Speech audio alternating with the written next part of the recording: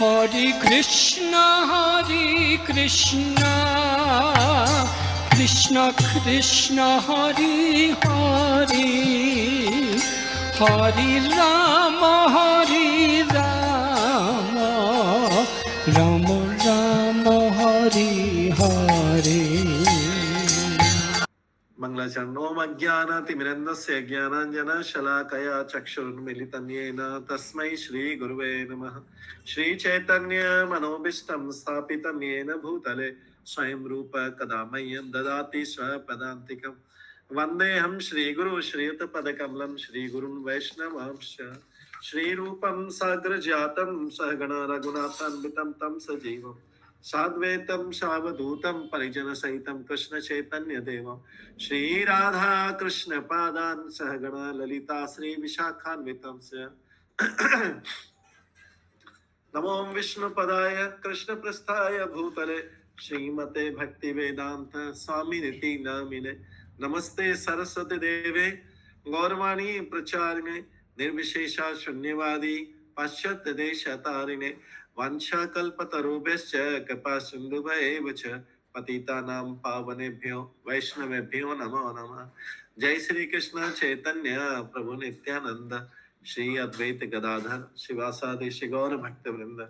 हरे कृष्ण कृष्ण कृष्ण हरे हरे, हरे राम राम राम हरे हरे। ओम नमो भगवते वासुदेवाय। ओम नमो भगवते वासुदेवाय। ओम नमो भगवते वासुदेवाय। नारायणं नमस्कृत्य नरं चैव नरोत्तमं देवीं सरस्वतीं व्यासं ततो जयमुदीरयेत्। नष्टप्रायेषु भद्रेषु नित्यं भागवत सेवया भगवते उत्तम श्लोके भक्तिर्भवति नैष्ठिकी। कृष्णाय वासुदेवाय देवकी नंदनाय च नंद गोप कुमाराय गोविंदाय नमो नमः। हरे कृष्णा। श्री मंगलाचरण की जय। हरे कृष्णा। आज के इस क्लास में सभी भक्तों का स्वागत है। आज हम हरे कृष्णा प्रभु जी, सादर प्रणाम। आज हम पहले स्कंद के चौथे हरे कृष्णा आज पहले स्कंद के चौथे अध्याय शेष कल हमने शुरू किया था, उसी के आज आगे 5वें श्लोक से श्रवण करेंगे। कल हमने 4 श्लोक कर लिया था। 4 श्लोक में हमने क्या क्या सुना था? 4 श्लोक में हमने सुना था कि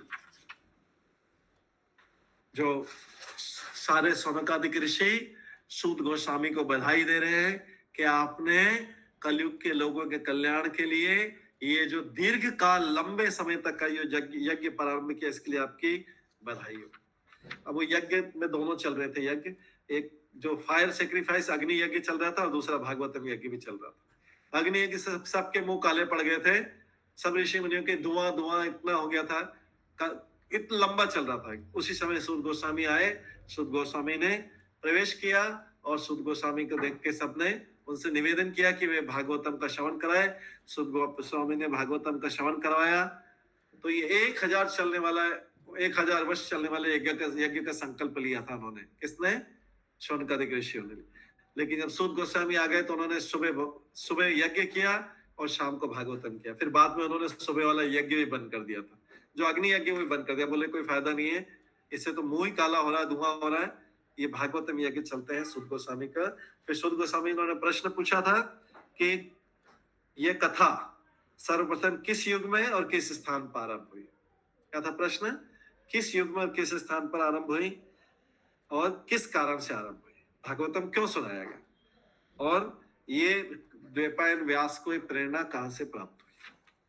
उसके बाद उन्होंने आगे बोला, स्वयं कमेंट किया कि व्यासदेव का पुत्र सुखदेव गोस्वामी समदर्शी था। वो सदा मन उसका ब्रह्मवाद में लगा रहता था। वो संसारिक कर्मों से परे था, लेकिन प्रकट न होने के कारण अज्ञानी जैसा लगता था। तो ये उसकी स्थिति थी। फिर उसने भागवतम क्यों सुना? सुखदेव गोस्वामी ने भागवतम क्यों सुना अपने पिता के मुंह से और आगे क्यों बोला? जबकि तो ब्रह्मवादी था, ऑलरेडी आनंद में था। जो व्यक्ति आनंद में, उसको और क्या जरूरत है? तो अब जो है 5वें श्लोक से बताएंगे। 5th श्लोक से बताएगा। तो 5th श्लोक से पढ़ेंगे हम। और हमने कल सुखदेव गोस्वामी की कथा भी सुना दी थी। सुखदेव गोस्वामी माता के गर्भ में 16 साल रहे थे, और जब व्यासदेव जी के कहने पे बाहर नहीं आए माता के गर्भ से, तो व्यासदेव जी ने भगवान कृष्ण से प्रार्थना की। भगवान कृष्ण द्वारका से आए, द्वारका से आके भगवान कृष्ण सुखदेव गोस्वामी से बोले, चलो बाहर निकलो, माता के घर से बाहर निकलो। सुखदेव गोस्वामी ने और बोला कि मैं तुमको माया के प्रभाव से रक्षा करूंगा, तुम चिंता मत करो, माया तुम्हें प्रभावित नहीं करेगी, चलो माता के गर्भ से बाहर निकलो। ऐसा बोल के भगवान कृष्ण चले गए वापस द्वारका।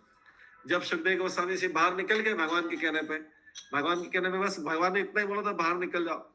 अब सुखदेव गोस्वामी बाहर निकल के तुरंत 16 साल की उम्र में बाहर निकल के तुरंत जंगल की तरह भागने लगे। उनके पिता ने पीछे पीछे भागे, चिल्लाया।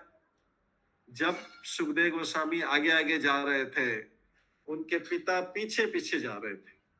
तो सुखदेव गोस्वामी क्या 16 साल के थे, बालक ही थे, अभी भी माता के गर्भ से निकले थे, तो कोई वस्त्र भी नहीं पहना था, निर्वस्त्र थे, भागे जा रहे जंगल में।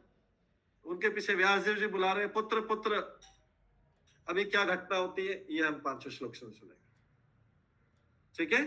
क्या घटना होती है 5वें श्लोक में सुनेंगे अभी। द्रष्टानुयान्तम ऋषिम आत्मजम अपि नग्नम देव्य हिया परिदधून न सुतस्य चित्रम तत्वीक्ष्य पृच्छति मनो जगदूतमस्ति स्त्री पुंभिदान तु सुतस्य विविक्त दृष्टे। अब जब व्यास देव जी अपने पुत्र के पीछे पीछे भागे जा रहे थे, तो क्या हुआ? कुछ तरुणियां आगे सरोवर में, कुछ युवा स्त्रियां, कुछ युवतियां आगे सरोवर में स्नान कर रही थी। वे निर्वस्त्र स्नान कर रही थी, कोई वस्त्र पहने हुए नहीं थे। वहां पे वो सरोवर में स्नान कर रही थी। जंगल में उस समय ऐसा ही चलता था कि सब लोग जाते थे नदी सरोवर में, निर्वस्त्र स्नान करते थे, और इसी जगह पे जाते थे, कोई देखे नहीं। तो ये युवतियां निर्वस्त्र स्नान कर रही थी। अब इनको तो पता नहीं था, सुखदेव गोस्वामी उधर से भागते भागते गए। सुखदेव गोस्वामी तो जंगल की तरफ जा रहे थे। जब सुखदेव गोस्वामी निर्वस्त्र थे, कोई वस्त्र नहीं पहने हुए था, तो ये जब उधर से भागते गए सरोवर में, सरोवर के आगे से गए, तो सरोवर में उन स्त्रियों को कोई लज्जा नहीं आई। सुखदेव गोस्वामी नग्न अवस्था में, युवा थे, 16 साल के थे और युवा थे, और उसी नग्न अवस्था में, निर्वस्त्र अवस्था में भागते भागते उस तालाब के आगे से निकल गए, आगे आगे आगे चले गए, जंगल में चले गए। युवतियों ने उनको देखा, लेकिन युवतियों को कोई लज्जा नहीं आई, क्योंकि वो भी निर्वस्त्र, लेकिन कोई लज्जा नहीं आई। युवा, हालांकि युवा पुरुष सुखदेव गोस्वामी जा रहे थे। लेकिन जब उनके पीछे पीछे व्यासदेव जी पुत्र पुत्र, ये व्यासदेव जी तो बहुत वृद्ध थे, बहुत वृद्ध थे, और वो जब उनके पीछे पुत्र पुत्र बोलते जा रहे थे, उनको देखते से उन स्त्रियों ने, उन युवतियों ने अपने शरीर को ढक लिया। उनको लज्जा आ गई और अपने शरीर को ढक लिया।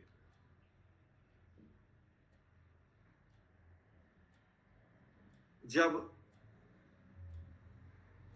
व्यास देव जी ने उन स्त्रियों से पूछा कि मेरा युवा पुत्र तो बिना वस्त्र के आगे आगे भागा जा रहा था, 16 वर्ष का युवा पुत्र जा रहा था, उसको देख के तो आपने अपने शरीर को ढका नहीं, और मैं तो अभी वृद्ध हूं, मैं तो दादा के लेवल, मैं तो वृद्ध हूं, और मैं भी इधर से उसके पीछे पीछे भागा जा रहा हूं, लेकिन मेरे को देख के आपने अपने शरीर को ढक लिया, ऐसा क्यों?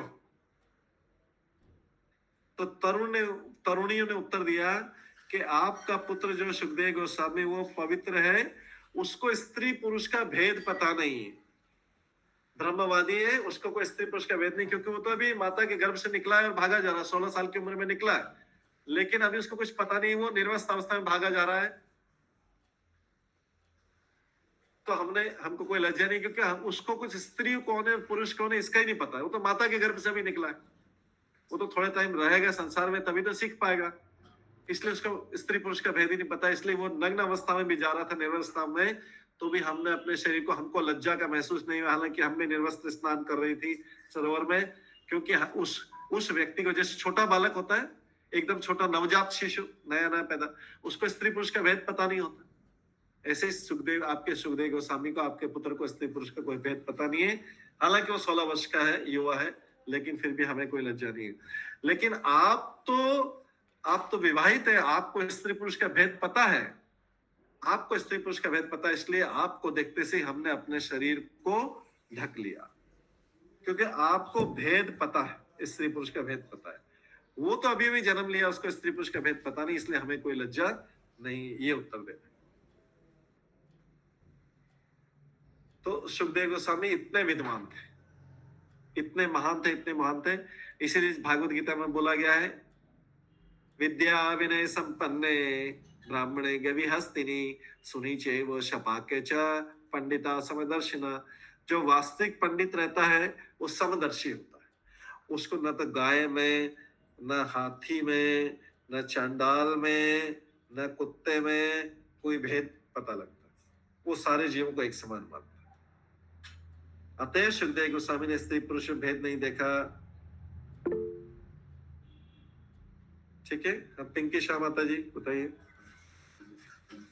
हरे कृष्णा प्रभु जी, सादर प्रणाम। प्रभु जी, हम बोल रहे हैं कि सुखदेव गोस्वामी 16 साल बाद निकले, तो वे तो छोटे ही थे ना, छोटे बच्चे ही थे ना, युवा कैसे हो गए? हमारे हिसाब से 16 वर्ष में युवा अवस्था चालू हो जाती है, लेकिन उनको बचपन का ज्ञान था, इसीलिए तो आ रहा, वो माता के गर्भ से अभी निकले, मतलब बच्चे ही थे, लेकिन 16 साल उम्र हो गई थी। बस ये कहने का मतलब है कि उम्र 16 साल हो गई थी, लेकिन बच्चे थे। ठीक है, बालक ही थे। हाँ, युवा हमारे हिसाब से बोल रहे हैं कि 16 साल में युवा अवस्था चालू हुई।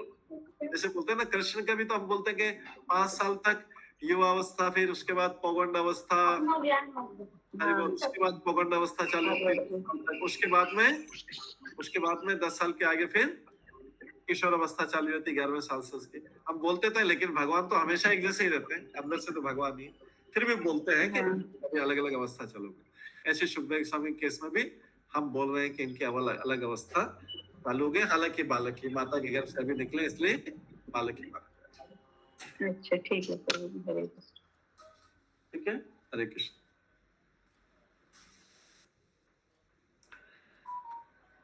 और व्यास देव जी को पता था, तो शिशु को तो कोई भी जाके, शिशु ही है, लेकिन 16 वर्ष के शिशु, बस ऐसा मानना पड़ेगा, 16 वर्ष के शिशु। तो शिशु तो निर्दोष होता है, उसको तो स्त्री पुरुष में भेद भी पता नहीं रहता है। हालांकि सुखदेव गोस्वामी के भी सारे अंग पूरी तरह डेवलप हो चुके थे, लेकिन फिर भी वो निर्दोष थे, क्योंकि उनके ज्ञान किसे देखा जाए तो ज्ञान में वो बच्चे थे। आध्यात्मिक ज्ञान ही था, भौतिक ज्ञान में बच्चे थे एकदम। आध्यात्मिक ज्ञान पूरा था, भौतिक ज्ञान में बच्चे, पूरे बच्चे। हालांकि इनके सारे अंगों का विकास हो चुका। हाँ, सनातनी पद्मा माता जी। हरे कृष्ण प्रभु जी, धन्यवाद प्रभु। ये लाइन हमको एक बार समझा दीजिए, मेरे को समझ में नहीं आ रहा।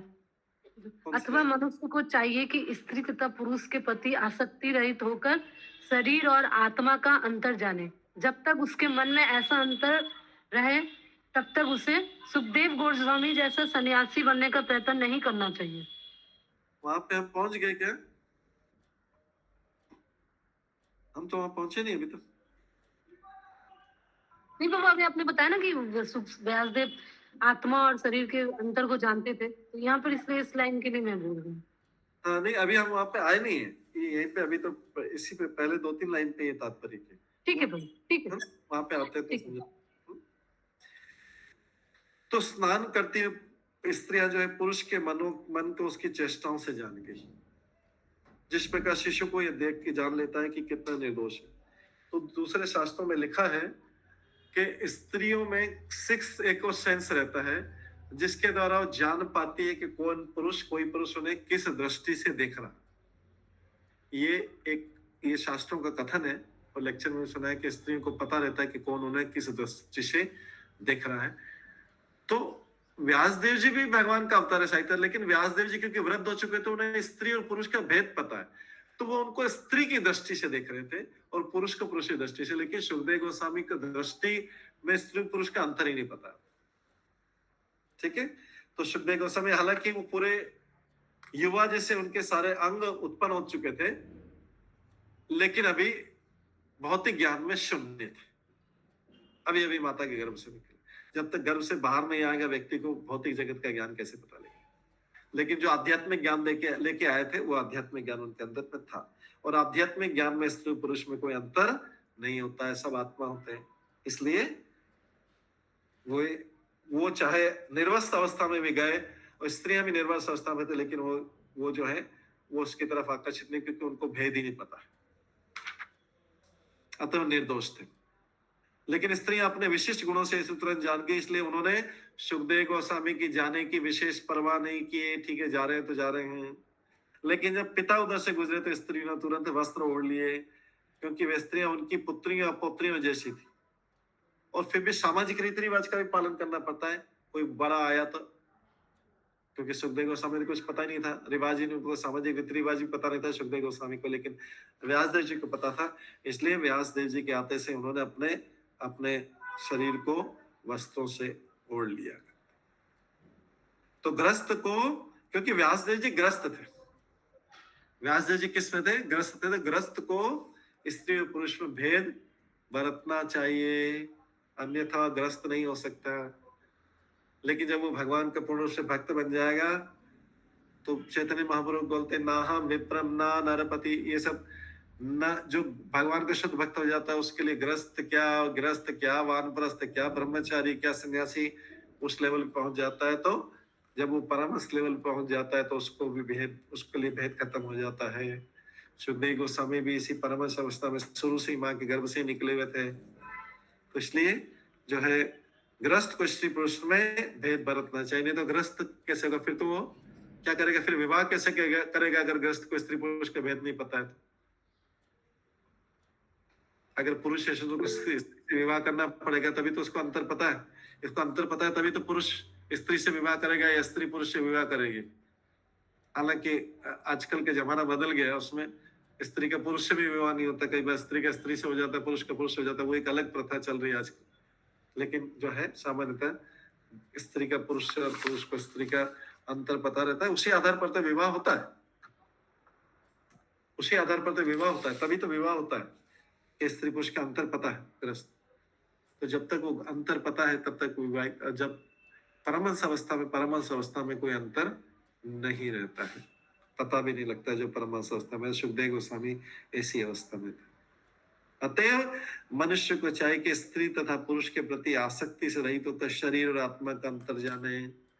तो जो परमहंस अवस्था में पहुंच जाता है, सुखदेव गोस्वामी वाली अवस्था में, उसको फिर जो है उसको वो स्त्री और पुरुष शरीर से आसक्त से रहित हो जाता है और केवल एक ही अंतर जानता है। स्त्री पुरुष का अंतर नहीं जानता है। अभी क्या अंतर जानता है? केवल शरीर और आत्मा का अंतर जानता है। उसको लगता है स्त्री भी शरीर, पुरुष भी शरीर, सभी एक ही है, दोनों उसके लिए एक ही है, लेकिन शरीर है और आत्मा, ये अंतर उसको पता रहता है।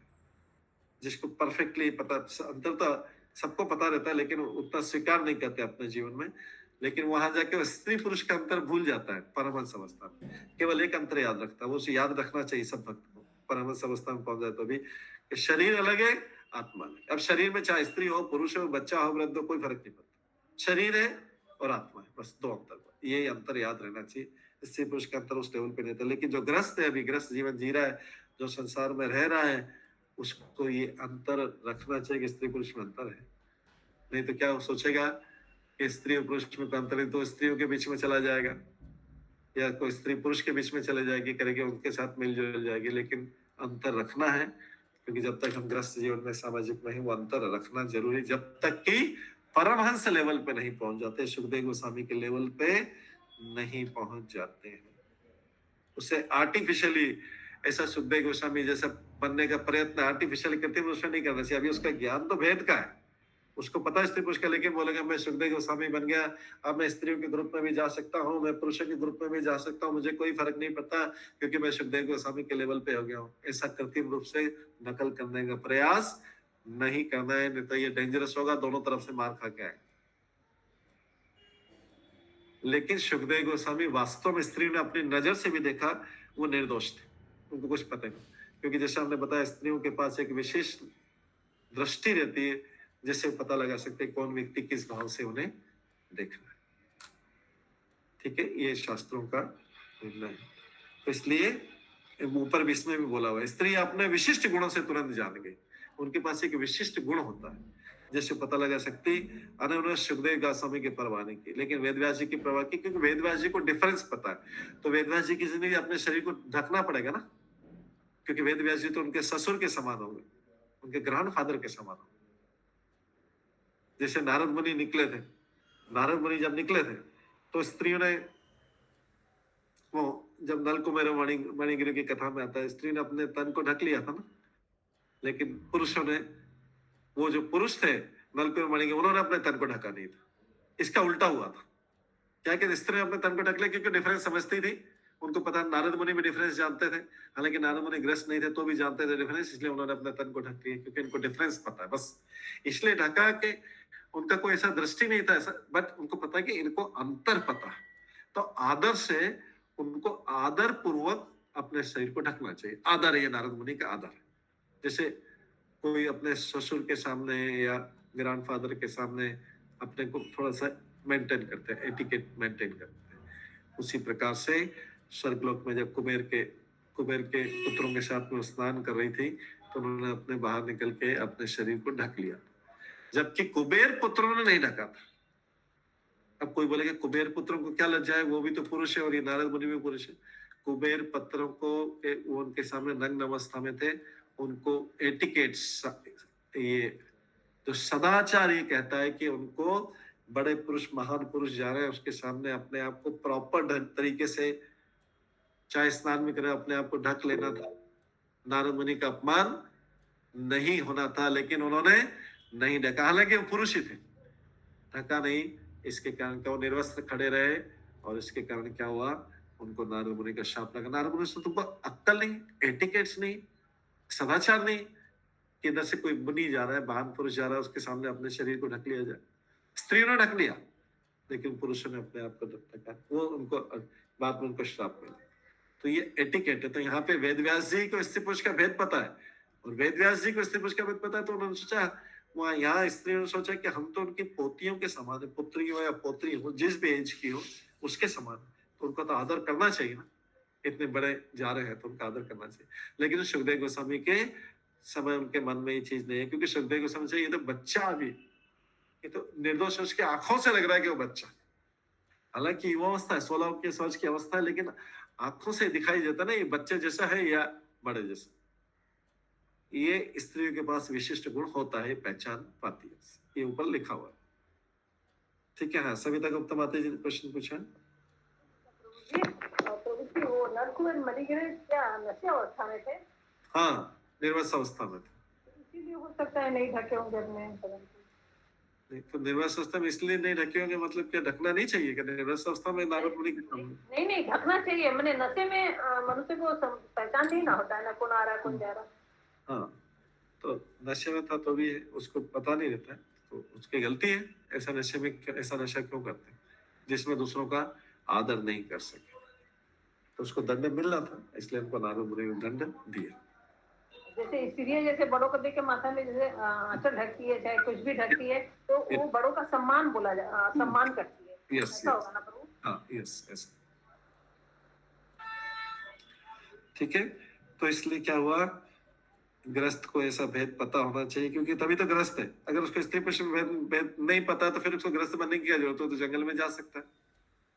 विवाह कर रहा है मतलब किसी स्त्री या किसी पुरुष से कर रहा है ना, कोई व्यक्ति स्त्री पुरुष से करे, पुरुष स्त्री से विवाह कर रहा है, अंतर तो पता है, तभी तो विवाह कर रहे हैं। दो विपरीत लिंगों का, दो अपोजिट सेक्स का विवाह हो रहा है।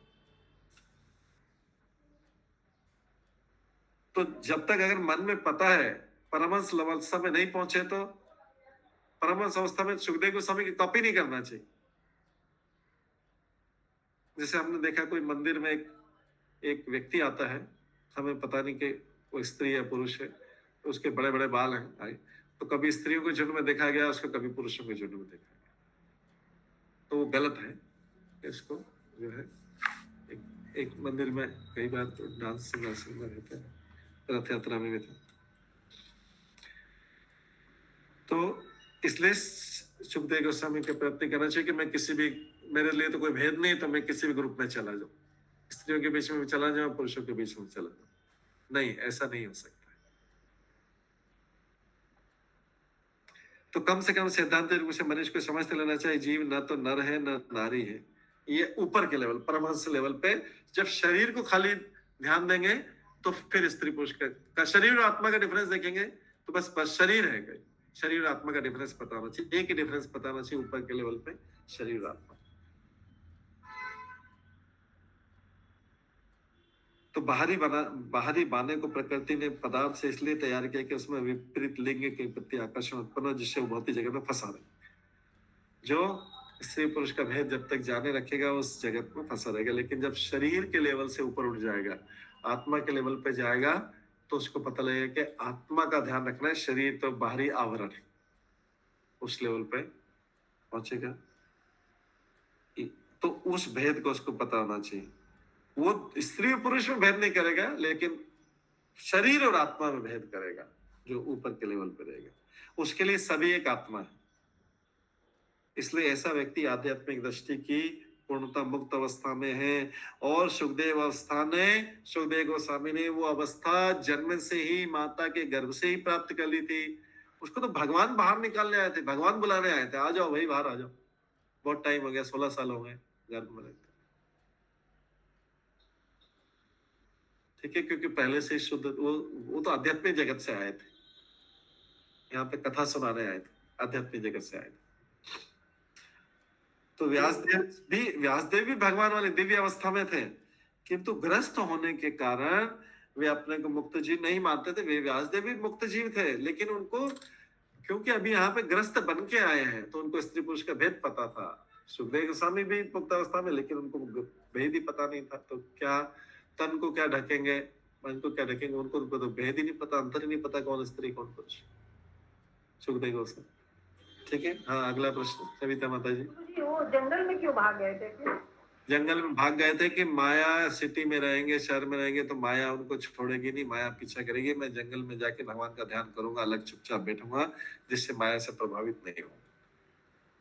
ठीक है, इसीलिए गर्भ से भी बाहर नहीं निकल रहे थे। लेकिन भगवान के कहने पे भगवान ने खाली बोला था गर्भ से बाहर निकलना, भगवान ने ये नहीं बोला था कहाँ रहना, कहाँ तुम्हारी मर्जी, तुमको माया प्रभावित नहीं करेगी। तो सुखदेव गोस्वामी ने तुरंत जंगल की तरफ भागे कि यहाँ पे रह के तो कहीं मैं भगवान का नाम नहीं ले पाऊंगा तो माया प्रभावित हो जाएगी। मैं भगवान के जंगल में जाके एकांत स्थान पे भगवान का ध्यान करूंगा तो माया वहां पे प्रभावित नहीं करेगी। क्योंकि जितना ज्यादा शहर की सुख ऐश्वर्य में रहेंगे, माया उतना ज्यादा प्रभावित करती है। जितना ज्यादा सुख और ऐश्वर्य में रहेगा व्यक्ति, माया उतनी ज्यादा जल्दी प्रभावित करती है। क्योंकि सुख सुविधा के साधन बहुत सारे हैं ना, ऐश्वर्य करने के साधन बहुत सारे हैं, तो माया फंसा लेगी उसको। सुखदेव गोस्वामी के पास वैसे ही कुछ नहीं था, और फिर ऊपर से वो भी जंगल में जा रहे थे, तो वहां माया माया तो उसको फंसाएगी जिसके पास सुख सुविधा साधन हो, जिसको सुख की जरूरत हो, जिसको कपड़ों की जरूरत हो, उसको लेते माया बोलेगी कि अच्छा ये वाले कपड़े और ज्यादा अच्छे, ये वाले कपड़े और ज्यादा अच्छे, अच्छा थोड़ा सा और धन कमाते हैं, फिर ये वाले करेंगे, फिर बच्चे ये वाले कपड़े अच्छे हैं, फिर ये बच्चों के लिए टॉप क्लास लेके, फिर थोड़ा और कमाएंगे, फिर ये वाला घर बनाएंगे। तो माया ऐसा पूरा के पूरा उसको फंसाए रख। सुखदेव गोस्वामी को तो कुछ वस्त्र की भी जरूरत नहीं, तो सीधे जंगल में भाग बोला मुझे फंसना ही नहीं है माया में, क्योंकि माया एक बार किसी को जकड़ लेती तो छोड़ती नहीं है। तो इसलिए वो भाग गए, जंगल की तरफ भाग गए। ठीक है, नेक्स्ट श्लोक में जाता है, छठे श्लोक में। कथम लक्षितः पौरे समप्राप्तः कुरुजांगलाम् उन्मत्त मूक जड़वतः विचरण गज सहाये। अब जो है सुखदेव गोस्वामी भागते भागते कहां गए?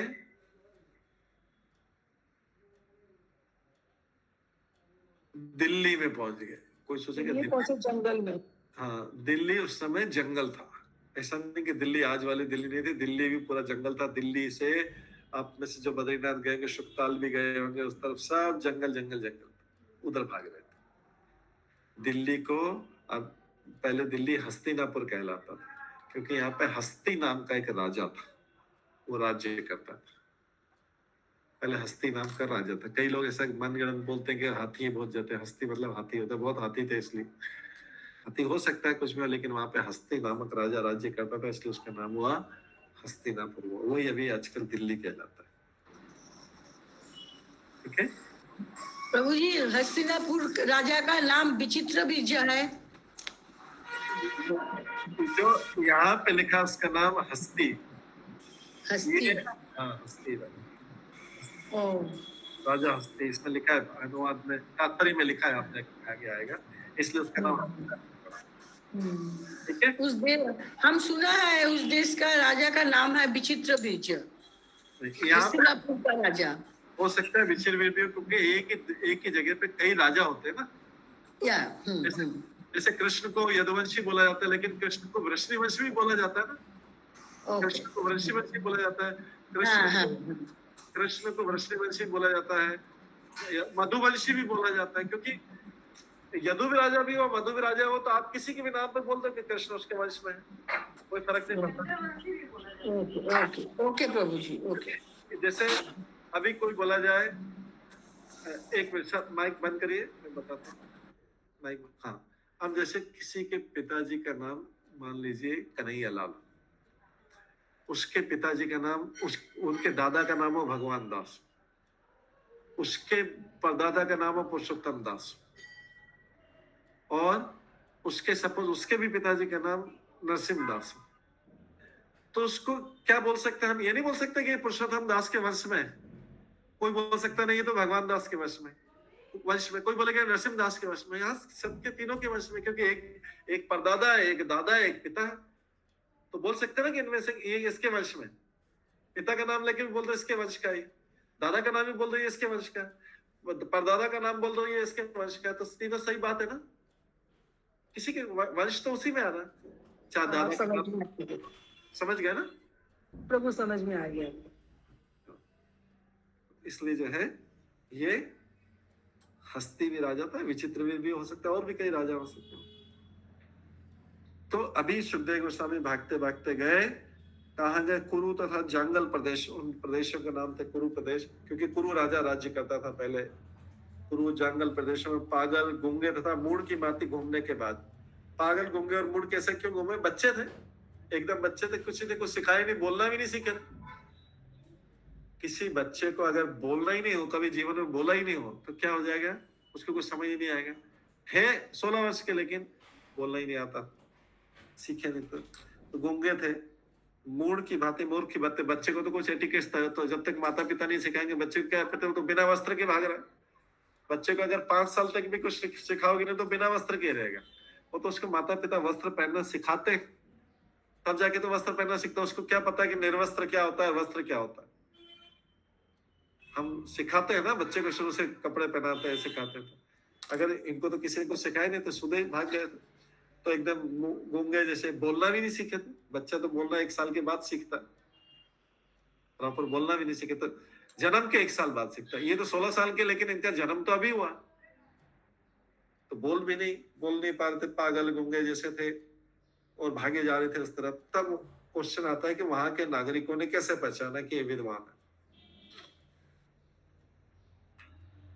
तो आधुनिक दिल्ली नगर पहले हस्तिनापुर कहलाता था, तात्पर्य क्योंकि इसकी स्थापना पहले राजा हस्ती ने की थी। पहले सबसे पहला राजा हस्ती था। तो आप जो बोल रहे हैं माता जी, अनुराधा माता जी के विचित्र वीर, वो बाद में आए होंगे, लेकिन सबसे पहले इसकी स्थापना हस्ती नामक राजा ने की थी, इसलिए इसका नाम क्या हो गया? हस्तिनापुर।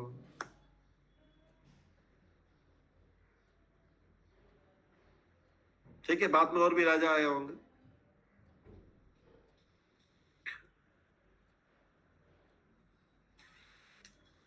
तो ये सुखदेव गोस्वामी पागल की तरफ भटक रहे थे, कोई बच्चे लोग तो पहचान नहीं पा रहे थे।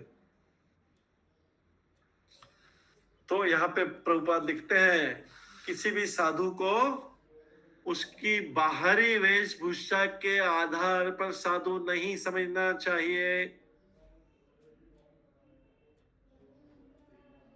ये तो बड़े साधु व्यक्ति, लोग क्या समझ रहे थे इनको? पागल।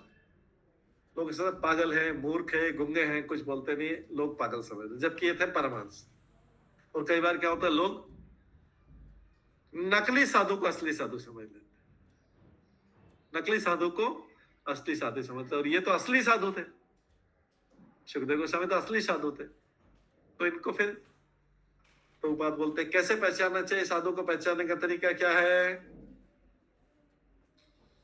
साधु को पहचानने का तरीका क्या है? कि आचरण से प्रभु जी। आचरण कैसे पता लगेगा? तो कोई बात नहीं है, ये तो वो शास्त्र के अनुसार। एक मिनट सब लोग एक एक करके बोलेंगे, हाथ करके। हाँ माता जी, सरोज माता जी जो है, हाँ तो साधु के आपने बोला था ना आचरण से। हाँ प्रभु जी मैंने बोला। हाँ तो आचरण तो देखेंगे जब उनके साथ में रहेंगे ना। ये तो आचरण भी तो पागल जैसा था, लिखा हुआ पागल, गुंगे और मूढ़ की बातें, मूर्ख की बातें करे। तो आचरण से तो कोई सत्य से ये साधु कैसे हो सकता? फिर कैसे पहचानेंगे साधु को? समझना बोलेंगी माता जी। प्रभु जी हरे कृष्णा, सादर प्रणाम। प्रभु वो जैसे वो बोलना शुरू करता है, कैसे बोलता है, कैसे उठता है, कैसे बैठता है, भगवत गीता में ये बात बोला। ओके ठीक है, अभी हम आंसर देंगे, सबका करेंगे। ओके प्रभु जी जो पर एक मिनट नित्य रूप कृष्णदास को बताएंगे। हरे कृष्णा प्रभु, ये वचन से पता चलता है, बोलने से, वचन से पता लगता है। ओके ठीक है, और कालिका माता जी भी लिख रही थी, कुछ बता रहे थे। ठीक है, सविता माता जी। शांत और स्थिर अवस्था में रहते थे।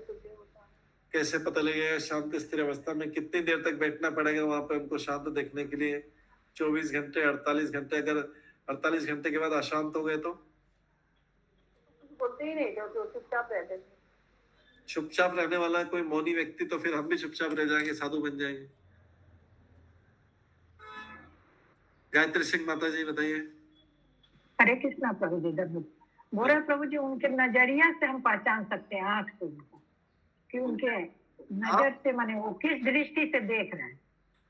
किस दृष्टि से देख रहे हैं उससे पता लग सकता है साधु है। हाँ अच्छा ओके। तो हरे कृष्णा प्रभु जी, प्रणाम। एक मिनट प्रभु जी से। हरे कृष्णा प्रभु जी। एक मिनट करके मैं अभी सबका नहीं सुनूंगा एक साथ में, उसके बाद नेक्स्ट मीना मेहरा माता जी का, उसके बाद आगे नंबर आएगा। गायत्री सिंह माता जी ने बोल दिया, मीना मेहरा माता जी बताएंगे, उसके बाद आगे। हरे कृष्णा प्रभु जी, वो विचलित नहीं होंगे जब भी लोग उनको सताएंगे, वो एकदम शांत रहे, गुस्सा नहीं आएगा।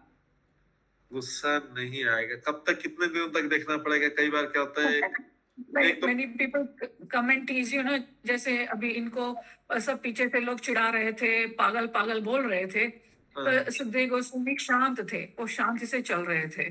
और पत्थर मार देंगे, जोर से खून निकलेगा तो क्या करेंगे फिर? और खून तो अभी बात अलग है, उनको तभी भी गुस्सा नहीं आया था ना। जो ये स्टोरी बोल रहे हैं, सुखदेव गोस्वामी को लोग चिढ़ा रहे थे, तो ये एकदम शांत थे, किसी को वापस जवाब नहीं दिया, अपनी ही दुनिया में थे, एकदम क्या बोलते हैं वो जो होता है ना, अवधूत की स्थिति में। ठीक है, आगे सुनते हैं। गायत्री सिंह माता जी हाथ नीचे कर लीजिए, आपका हैंड रेज। मीना मेरा माता जी आप भी हैंड रेज नीचे कर लीजिए। उसके आगे बताएंगे दयामंती सिंह और सुमन लता। हाँ प्रभु जी, बोल रहे हैं कि मन के गति से भी पहचाना जा सकता है प्रभु जी। मन की गति से पहचाना जा सकता है। ओके ठीक है, आगे नेक्स्ट कौन था? नेक्स्ट दयामंती माता सिंह के बाद में कौन था? फिर अच्छा बोलो प्रभु।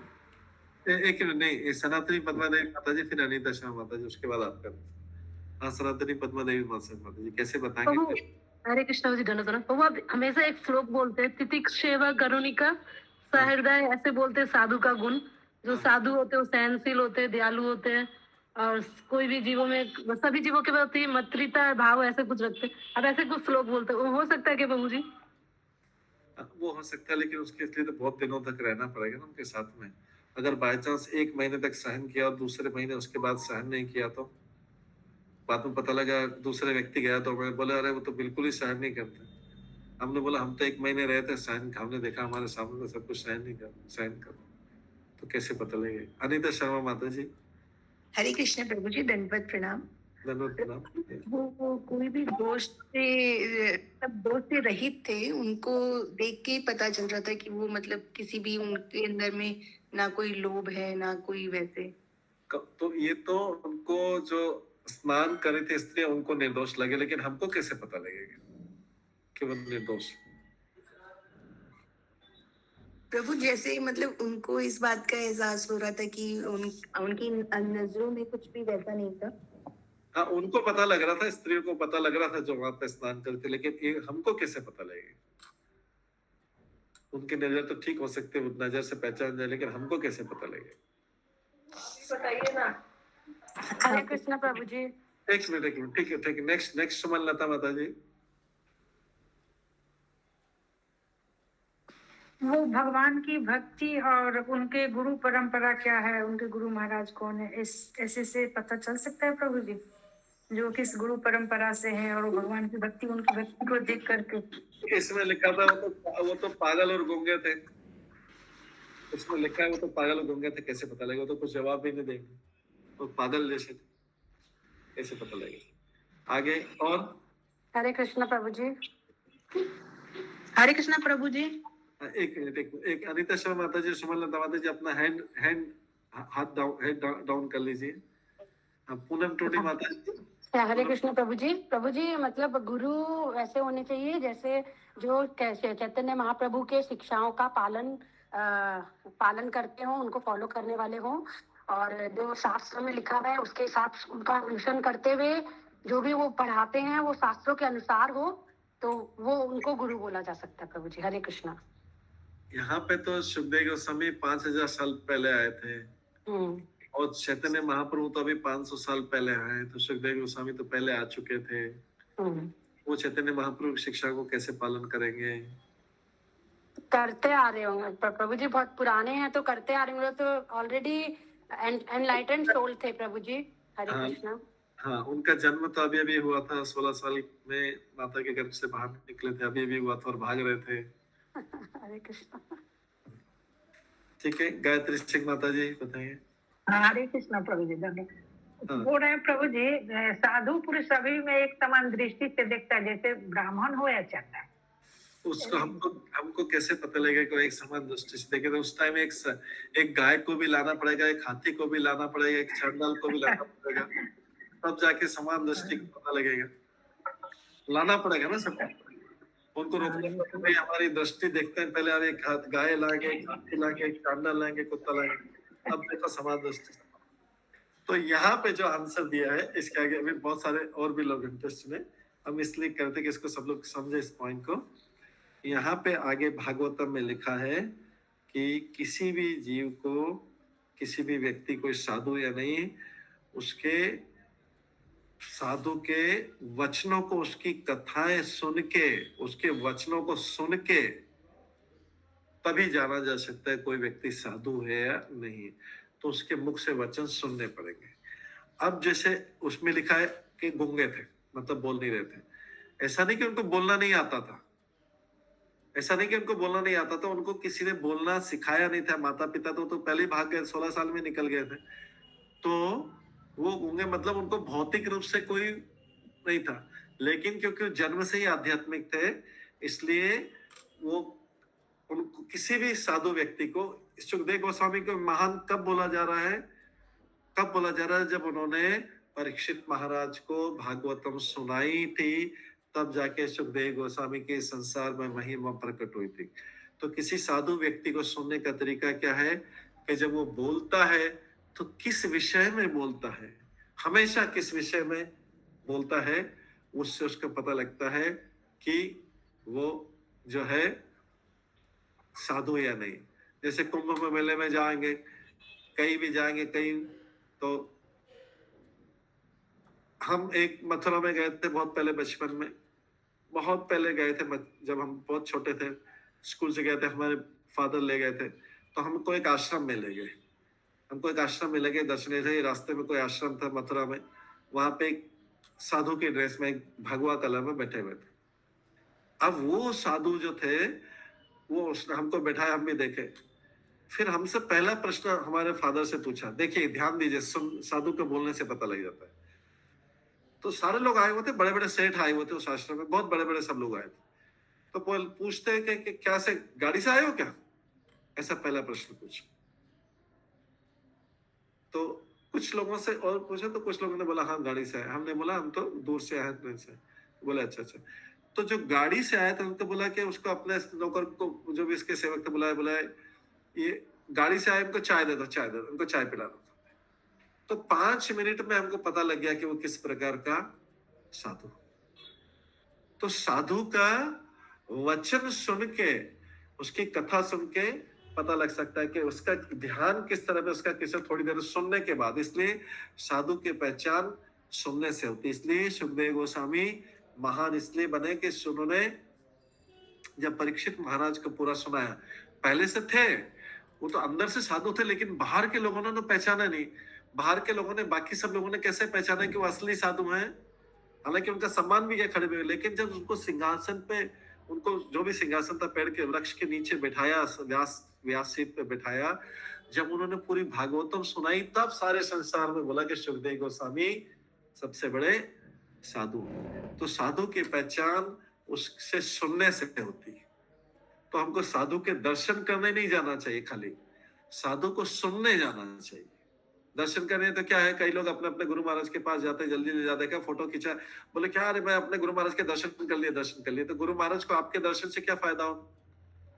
आपने दर्शन कर लिए, सबको बता दिया, गुरु महाराज को आपके दर्शन से क्या फायदा हो? कुछ फायदा नहीं होगा। लेकिन अगर गुरु महाराज के वचन सुने, हमने वचन सुने, वहां जाके खाली दर्शन नहीं, वचन सुने, तो हमको फायदा होगा। और हम, गुरु महाराज को भी फायदा होगा कि भाई मेरे वचन को सुन के ये आगे दूसरों को भी वचन सुनाएगा। उनको भी फायदा तब होगा जब हम उनसे सुने और फिर उस चीज को आगे सुनाए। खाली दर्शन करने से उनको क्या फायदा होगा? गुरु महाराज को क्या फायदा होगा दर्शन करने? या भगवान को क्या फायदा? कोई बोलेगा हमको भगवान के दर्शन करना, भगवान को क्या फायदा होगा दर्शन करने से? कुछ फायदा नहीं होने वाला। लेकिन हम भगवान के बारे में सुनेंगे और भगवान की वाणी को आगे दूसरे लोगों को सुनाएंगे तो फायदा होगा ना, कुछ और लोग भक्त बनेंगे। खाली दर्शन करने से क्या भक्त? तो किसी व्यक्ति को खाली दर्शन करके दूसरे फोटो खिंचवा के नहीं आना चाहिए, उनसे सुनना भी चाहिए। सुनने के लिए मुख्यतः सुनने के जाना चाहिए कि उनकी वाणी क्या है, उनके उपदेश क्या है, ये सबसे इंपॉर्टेंट चीज है। ठीक है, पूनम टोनी माता जी, आपका हैंड अभी भी रेज है, आपको कुछ बोलना है? नहीं, ठीक। तो समझ में आया? साधु से पहला प्रयास, उसमें दर्शन भी हो जाएंगे। जब सुनने जाएंगे तो ठीक है, दर्शन भी कर लिए, लेकिन खाली दर्शन करा के फोटो खिंचा के आ जाए तो साधु को क्या फायदा होगा? उनको क्या फायदा होगा? कोई फायदा नहीं। लेकिन उनकी बात सुनेंगे, आगे उस बात को दूसरों को बताएंगे, तब जाके फायदा होगा कि और भक्त बनेंगे। अगर कोई साधु के वचन सुनने को तैयार नहीं है तो उसका जाने से कोई लाभ नहीं है। भागवत में प्रभुपाद लिख रहे हैं उसके आगे वाली लाइन में, यदि कोई साधु के वचनों को सुनने को तैयार न हो तो जाने से कोई लाभ नहीं। कितनी बड़ी बात की है। हम लोग भागते हैं, मेरे गुरु महाराज है, मेरे गुरु महाराज है, भाग के गए और फोटो खिंचा लिया, थोड़ा सा देख लिया। देखने से क्या हुआ? रावण ने रामचंद्र को देखा था ना, रावण ने रामचंद्र को देखा था, लेकिन युद्ध रोका क्या? सीता को छोड़ा क्या? नहीं छोड़ा। हालांकि रामचंद्र ने, रावण ने रामचंद्र को देखा था, दर्शन किए थे, सामने तो थे, तभी तो आपस में लड़ाई हो रही थी, युद्ध हो रहा था। कंस ने कृष्ण को देखा था, क्योंकि कंस तो स्टेज पे बैठा हुआ था, कृष्ण इधर चाणूर और मुष्टिक से युद्ध कर रहे थे, मल्ल युद्ध कर रहे थे, रेसलिंग कर रहे थे। तो कंस तो देख रहा था कृष्ण को, लेकिन फिर भी कंस को मार दिया कृष्ण ने। कंस तो देख रहा था ना, ऊपर स्टेज पे बैठे के नीचे कुश्ती चल रही,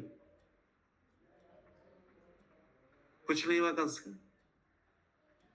हिरण्यकश्यप ने नरसिंह को देखा था, नरसिंह भगवान को, जब खंबे से, फिर भी उनसे गदा युद्ध करने लगे। तो देखने से क्या फायदा हो रहा है? भगवान को देखने से क्या फायदा हुआ या गुरु को देखने से क्या फायदा हुआ? बताइए। कुछ भी नहीं। देखने से कुछ भी फायदा नहीं हुआ जब तक कि उनकी कृपा नहीं मिले। दर्शन करना चाहिए, लेकिन उनकी कृपा प्राप्त करने की चीज। न तो कंस ने कृपा प्राप्त करने का प्रयास किया और उल्टा युद्ध कर लिया, न हिरण्यकश्यप ने कृपा पाने का प्राप्त किया, उल्टा युद्ध कर लिया। न रावण ने कृपा पाने का प्राप्त किया, उसने भी युद्ध कर लिया, वो भी मारा गया। तीनों मारे गए, दर्शन करने के बाद भी मारे गए। भगवान के तीनों लोग भगवान के दर्शन करने के बाद मारे गए। बोलिए अब दर्शन करने से क्या फायदा हुआ? आप सोचिए कैसे कर, क्योंकि दर्शन करने भाव तो शत्रु वाला था ना। एक मिनट, तो भाव शत्रु वाला था, लेकिन हम अभी खाली भाव की बात अभी नहीं करें, भाव पे आए नहीं, अब हम भाव पे आएंगे, समझाने के लिए भाव पे आएंगे। लेकिन दर्शन तो किए ना, देखा कि नहीं देखा? देखा देखा तो सही, लेकिन कुछ फर्क पड़ा क्या? खाली इसका मतलब है कि खाली देखने से कुछ भी फर्क नहीं पड़ता। लोग बोलते हैं भगवान का दर्शन करा दो, अभी उसके लिए तो अनुकूल भाव होना चाहिए। इन्होंने जो दर्शन किया प्रतिकूल भाव से किया, शत्रु के रूप में किया, या कोई व्यक्ति का कोई भाव ही नहीं है, ऐसी सब चीजों का दर्शन करने से फायदा नहीं। अनुकूल भाव से करना चाहिए, मतलब उनके फेवर में कि ये भगवान महान है। और कैसे पता लगेगा भगवान महान है? रावण को नहीं पता था भगवान महान है, कंस को नहीं पता था भगवान महान है, हिरण्यकश्यप को नहीं पता था भगवान महान है? नहीं, इनको नहीं पता था भगवान महान है, क्योंकि इन्होंने अपने गुरु से सुना नहीं था कि भगवान महान होते हैं। प्रहलाद महाराज ने अपने गुरु नारद मुनि से गर्भ अवस्था में सुना था। तो साधु के पास भी जाना चाहिए तो सबसे इंपॉर्टेंट चीज क्या है? किसके लिए जाना चाहिए? सुनने के लिए जाना चाहिए, उसके उपदेश प्रवचन सुनने के जाना चाहिए। और फिर जाके जब वो बताएगा कि भगवान ऐसे और उनके दर्शन से करने, तब जाके फायदा होगा। नहीं तो रावण ने भी दर्शन कर लिए थे, कंस ने भी दर्शन कर लिए थे। अनुकूल भाव आएगा कैसे? जब पता होना चाहिए। अनुकूल भाव तब आएगा कि ये भगवान है और भगवान की पूजा करना चाहिए, उनसे शत्रुता नहीं रखनी चाहिए, भगवान तो सबका पालन करते हैं। ये चीज तो पता नहीं थी, तो इस पता करने के लिए तो सबसे पहले सुनना पड़ेगा ना। सुनने के बाद जब भगवान के दर्शन करने जाएंगे तब भाव भी आएगा, अनुकूल भाव भी आएगा, उससे कृपा मिलेगी। प्रतिकूल भाव में कैसे कृपा मिलेगी? प्रतिकूल भाव में तो भगवान मार देंगे। ठीक है, तो जब भी गुरु के पास भी जाए, साधु के पास में जाए, किसी के पास में जाए। अब जैसे मैं यहाँ पर अभी माइक बंद कर दूं और सब लोग एक दूसरे को देखते रहे, कोई फायदा हो गया क्या? माइक बंद कर दी, खाली बस इसमें जाके सब विंडो में एक दूसरे को, जो हम सब अपने अपने विंडो पर है जिसमें हम गूगल मीट में ज्वाइन किया, एक दूसरे देखते, कोई फायदा नहीं होगा। हमको भगवत प्रभुपाद के वचन जो हैं, प्रभुपाद साधु हैं, तो प्रभुपाद के जो वचन हैं सुनने, तब जाके लाभ होगा, तब जाके हम उसको समझ पाएंगे। तो सुखदेव गोस्वामी जो है साधु थे और भगवान की दिव्य लीलाओं के विषय में प्रवचन कर सकते थे। तो साधारण नागरिक उनसे प्रसन्न नहीं हुए। साधारण नागरिक क्या कर रहे थे? उनको थूक रहे थे, पत्थर फेंक रहे थे। क्यों? साधारण नागरिक क्यों कर रहे थे सर? उन्होंने उसे सुना नहीं, उन्होंने उनसे सुना नहीं था। लेकिन बाकी लोग जिन्होंने उनसे सुना, वो सब उनको दिव्य साधु मान रहे थे। दोनों सामान्य जन जो है वो पत्थर मारे थूक रहे थे, पागल बोल रहे थे। लेकिन जब बाकी लोगों ने सुना, वो महान महान महान, उन्हें तो बहुत आदर। परीक्षित महाराज तो उनको भगवान जैसा मान रहे थे। तो क्या फर्क पड़ा? सुनने से फर्क पड़ा। तो साधु की पहचान का किससे होती है? उसके वचनों को सुनने से पता लगता है कि वो साधु है। नहीं तो हमने दूसरे शादी का एग्जाम्पल बताया था, जो हमारा एग्जाम्पल था, मथुरा में गए थे तो उससे पता लग गया कि वो कार वालों को ढूंढ रहा था, फिर उनको चाय पिला रहे थे आश्रम में। पूछा था कौन कार से आया, ऐसा पूछ रहा, इनडायरेक्टली पूछ रहा था कि कार से आए हो क्या? तो दूसरे व्यक्ति को बताना पड़ता था, नहीं मैं बस से आया, नहीं मैं ट्रेन से आया, नहीं कार। तो जैसे वो उत्तर देता कुछ, उसको पता लग जाता कि किसको कैसा वो करना, भौतिकतावादी तरीके से डील कर रहा था वो। तो साधु की पहचान उसके बोलने से, उसके वचन सुनने से होती है। ठीक है, पिंकी शाह माता जी। हरे कृष्ण प्रभु जी। बोल रहे हैं कि उस समय तो सुखदेव गोस्वामी को कोई नहीं जानता था, तो जो परीक्षित महाराज और बाकी जब जो थे उनको जाते ही पहले उनको सम्मान किए, पूजा दिए। वो लोग पहले से जानते थे उनके बारे में? नहीं जानते थे। फिर भी एक जो खाली देखने से भी एक साधारण सम्मान तो दे देना चाहिए ना किसी व्यक्ति को। उसके ऊपर पत्थर तो नहीं फेंकना चाहिए, उसके ऊपर थूकना तो नहीं चाहिए, उसको पागल तो नहीं बोलना चाहिए। जैसे सुखदेव गोस्वामी के आते ही सभी कोई खड़े हो गए, फिर परीक्षित महाराज उनका पूजा किए। तो मतलब वो लोग जानते थे कि ये बहुत बड़े साधु हैं? नहीं जानते थे, फिर भी उनके तेज से पता लग रहा था कि साधु, लेकिन कितने बड़े हैं ये पता नहीं लगे, ये तो सुनने से ही पता लगेगा। असली तो कई बार दिखने में भी अच्छे होते हैं, लेकिन सुनने में, उनके प्रवचन में मतलब भगवान के प्रति उनका प्रेम नहीं दिखता है। तो इसलिए वैसे ही साधु को, सामान्य साधु को प्रणाम के सामान्य मान, लेकिन कितने बड़े साधु हैं सब क्या है, पूरी कथा सुनने के बाद ही पता लगा कितने महान हैं। ठीक है, वैसे ही सामान्य शिष्टाचार होता है कि साधु को देख के प्रणाम कर देना चाहिए, चाहे अच्छा साधु हो चाहे बुरा साधु, प्रणाम तो कर देते हैं सब लोग। ठीक है, तो वैसा सामान्य शिष्टाचार। ठीक है, हरे कृष्ण।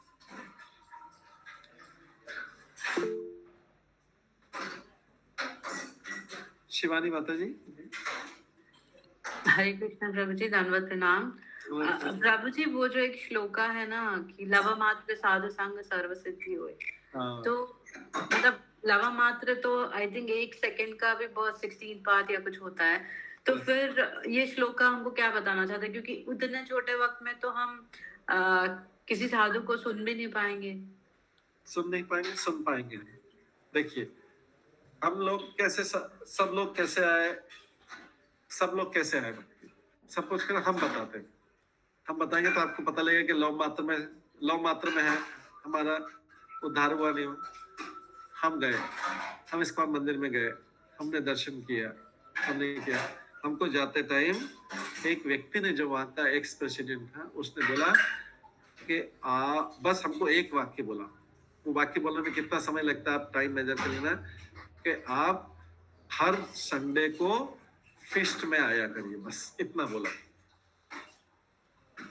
ये सेंटेंस ने हमको साधु बना दिया या डिवोटी बना दिया। हमको कैसे? उसने बोला, बस उसने हमको बोला, एक लाइन बोला कि आप हर संडे, तो हमको लगा कि संडे फीस्ट में आया करे, फीस्ट, बस ऐसा बोला उसने, और कुछ प्रवचन नहीं दिया।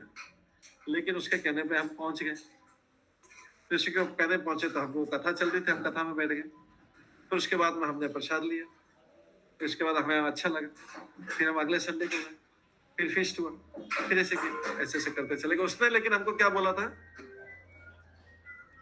उसने एक सेंटेंस बोला था कि आप हर संडे को फीस्ट में आ जाइए करें, संडे फीस्टों पर, बस इतना।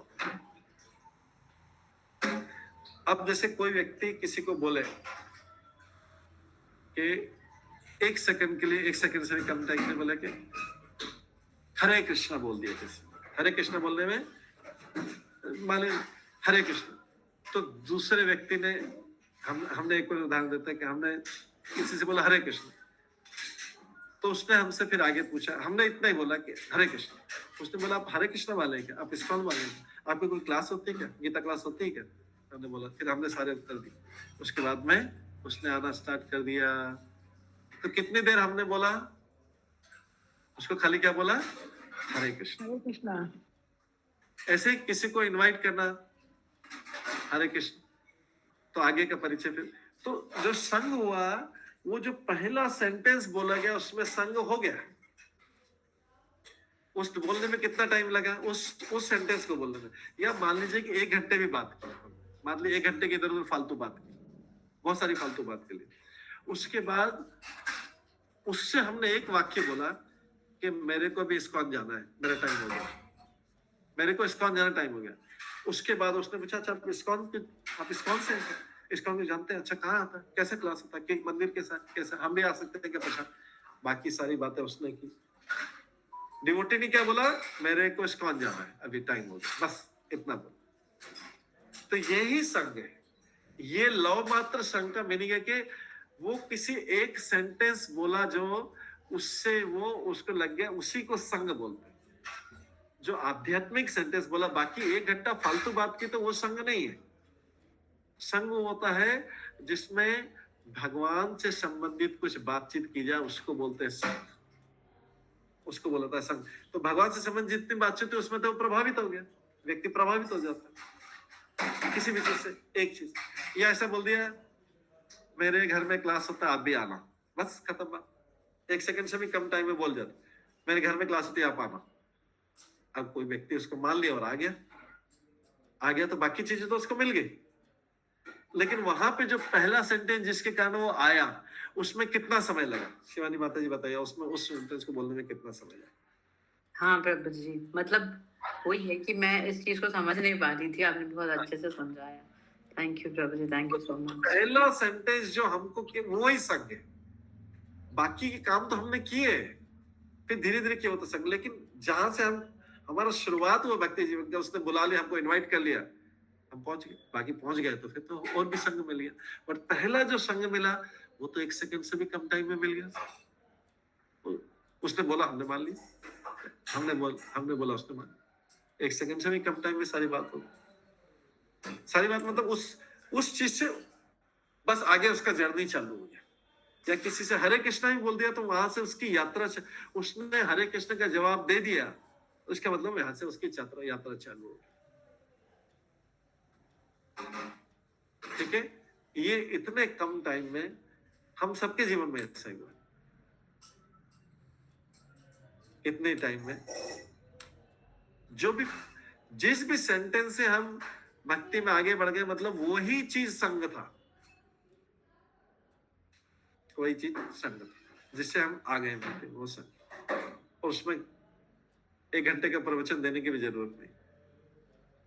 जैसे एक अभी हमें क्लास चल रही है, गूगल मीट चल रहा है, किसी ने बोल दिया कि किसी ने किसी को बोल दिया कि आपको अगर भागवतम क्लास सुनना है तो आप भी गूगल मीट में आ जाइए, बस इतना ही बोला ना। इतने बोलने में तो 1 सेकंड भी नहीं लगा, लेकिन वो आ गया तो उसका तो भक्ति चालू हो गया,